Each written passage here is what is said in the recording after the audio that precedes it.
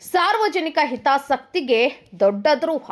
135 ಕೋಟಿಯ ಮಹತ್ವದ CITIIS 2.0 ಯೋಜನೆಯಲ್ಲಿ ತಮ್ಮ ತಪ್ಪುಗಳನ್ನು ಮುಚ್ಚಿ ಹಾಕಲು ಬಿಸಿಸಿ ಆಡಳಿತ ಈಗ ಯೋಜನೆಯ ವೆಚ್ಚವನ್ನು 75 ಕೋಟಿ ರೂಪಾಯಿಗೆ ಕಡಿಮೆ ಮಾಡುವ ಪ್ರಯತ್ನದಲ್ಲಿದೆ. ಇದು ಯೋಜನೆಯನ್ನ ಉಳಿಸುವ ಪ್ರಯತ್ನವಲ್ಲ, ತಮ್ಮ ವಿಫಲತೆಯನ್ನ ಮುಚ್ಚುವ ನಿರ್ಲಜ್ಜ ಯತ್ನವಾಗಿದೆ.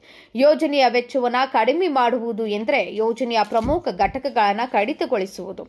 ಇದರಿಂದ ಬೆಳಗಾವಿ ನಗರದ ಸಮಗ್ರ ಘನತ್ಯಾಜ್ಯ ನಿರ್ವಹಣೆಯ ಕನಸು ಕೇವಲ ಹೆಸರು ಮಾತ್ರ ಯೋಜನೆಯಾಗಿ ಉಳಿಯಲಿದೆ.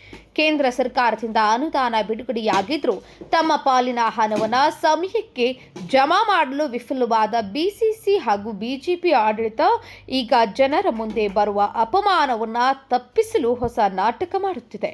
ಇದರಲ್ಲಿ ಮಾರ್ಗದರ್ಶಕರಾಗಿ ಹೇಳಿಕೊಳ್ಳುವವರು ಸಂಪೂರ್ಣವಾಗಿ ಕಾಣೆಯಾಗಿದ್ದಾರೆ. ಬೆಳಗಾವಿಯ ಜನತೆಗೆ ಉತ್ತರ ಕೊಡಬೇಕಾದವರು ಇಂದು ಮೌನವಾಗಿದ್ದಾರೆ. ಬೆಳಗಾವಿ ನಗರದ ಅಭಿವೃದ್ಧಿಯನ್ನು ರಾಜಕೀಯ ವಿಫಲತೆ ಹಾಗೂ ನಿರ್ಲಕ್ಷ್ಯದ ಬಲಿಯಾಗಲು ನಾವು ಬಿಡುವುದಿಲ್ಲ.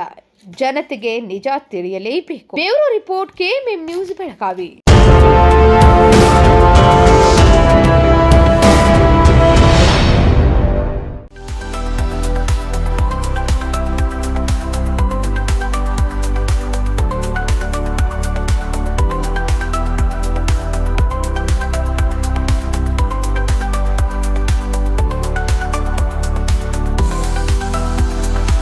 आदर्श ड्रेस सर्कल केवल पुरुषों के लिए लाए हैं ब्रांडेड शर्ट्स, टी-शर्ट्स और जीन्स की नवीनतम रेंज।